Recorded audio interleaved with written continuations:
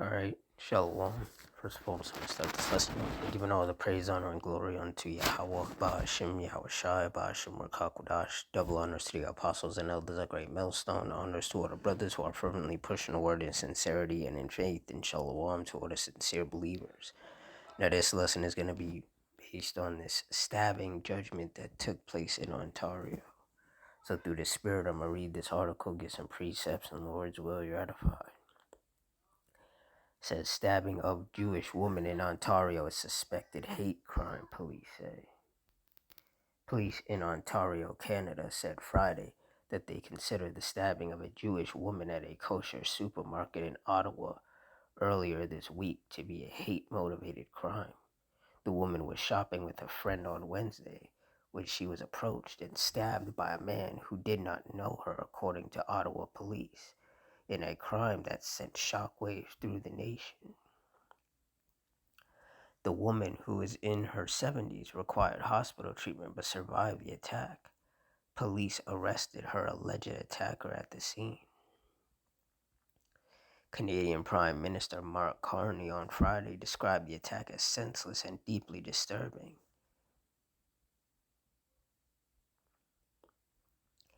To Canada's Jewish community, "You are not alone," Carney wrote in a post on X. "We stand with you against pagan threats to your safety, and we will act to confront anti-Semitism wherever it appears."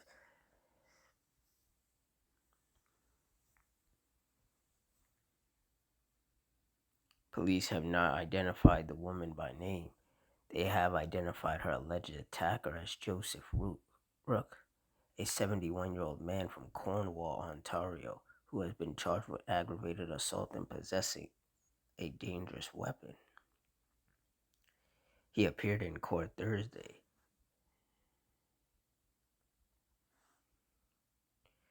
The Jewish Federation of Ottawa described the woman in a social media post Thursday as a cherished member of our community.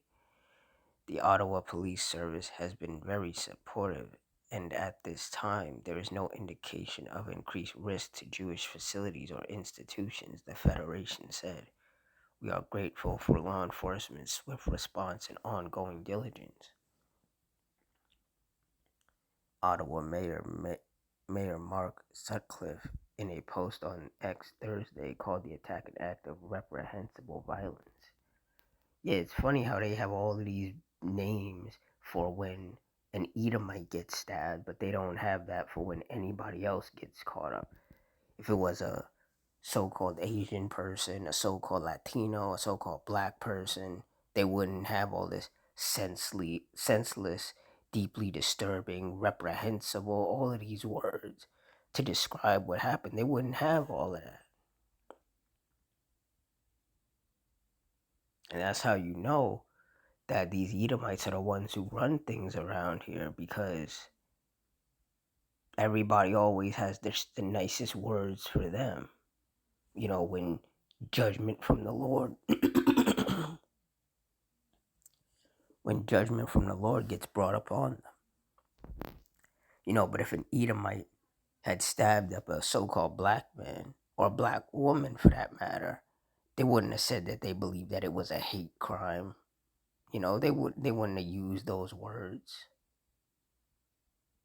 But it's so serious, you know, when it's an Edomite, when it's a so-called white person.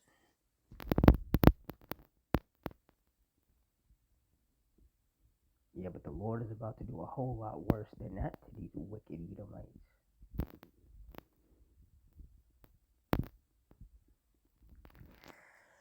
Ecclesiasticus 39:28, "There be spirits that are created for vengeance, which in their fury lay on sore strokes. In the time of destruction they pour out their force and appease the wrath of him that made them." And that's what happened. Whoever stabbed that woman was a spirit of vengeance sent by the Lord, because the Lord was angry with her. So the Lord sent that spirit of vengeance to, you know, stab her.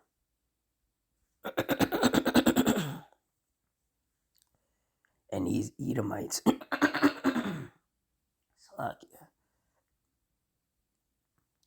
and these Edomites, these so-called white people, they're about to start getting judged a whole lot more wherever they are, whether they're here in America or in Canada or over there in what people call Europe. The Lord is about to start bringing a whole lot more judgment on them. They're going to be crying about a whole lot more quote unquote hate crimes against them.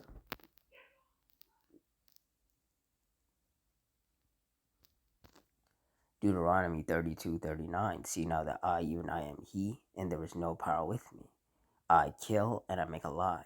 I wound and I heal. Neither is there any that can deliver out of my hand. And in this particular judgment, the Lord wounded that wicked woman by having her get stabbed. She didn't get stabbed to death, but she did get stabbed. And like I said, in regards to these Edomites, these so-called white people, a lot more of this type of judgment is going to befall them. The Lord is about to make these Edomites feel very unsafe wherever they are.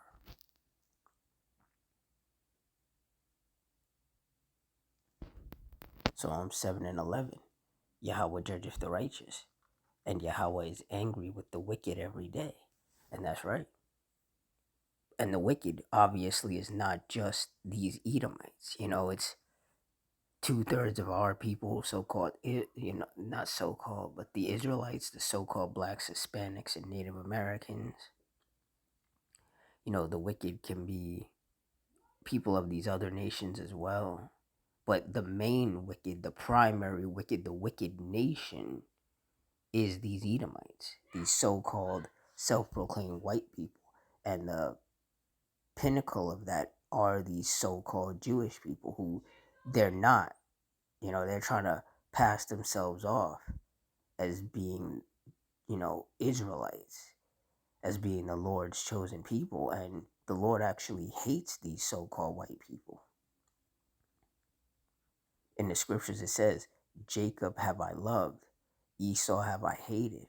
And these Edomites are descendants of Esau.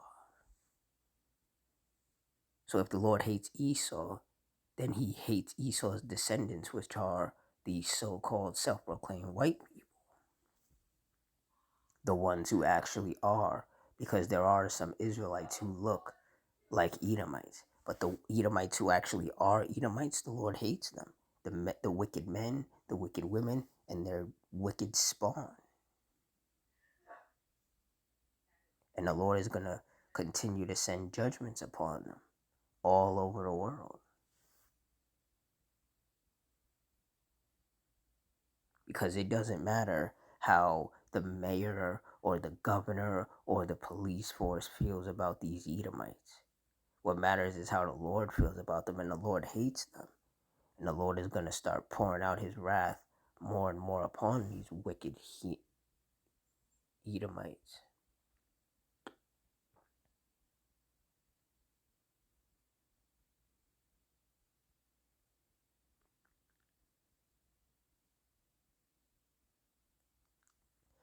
Luke 21:22. For these be the days of vengeance, that all things which are written may be fulfilled. And that's right. And the Lord is about to execute a lot of vengeance upon these Edomites. Because primarily what they've done to his chosen people, the Israelites, and what they've done to the world in general.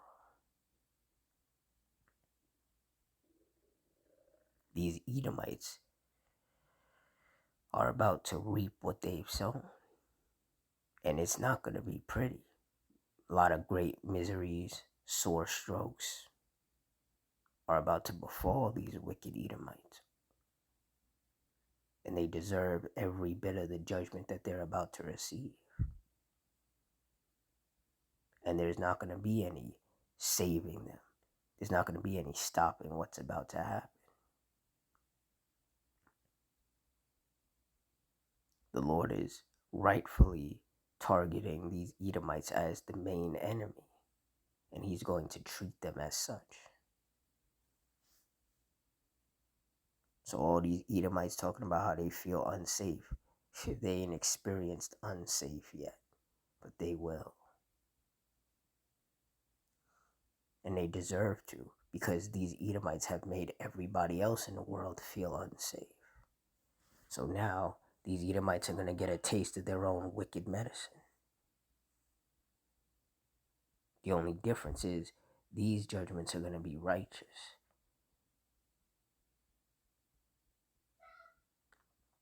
The judgments that the Lord is going to bring upon these Edomites is going to be a righteous judgment, or righteous judgments, I should say. These Edomites are about to lose everything that they stole, everything that they colonized, everything that they raped, robbed, and murdered for. All this wickedness that they're desperately trying to uphold, it's all going to be taken away from them. Now, the scriptures say that the Lord has appointed his bounds that he cannot pass. So these Edomites, they're on a time limit, and that time is almost up.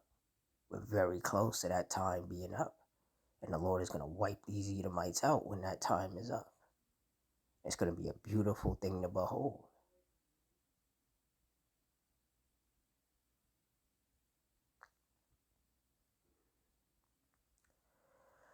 So for all you sincere brothers and sisters, just stay strong. Stay strong, stay prayed up, because our enemies are about to be taken out by the power of the Lord. And there's nothing anybody can do to stop this righteous judgment from taking place.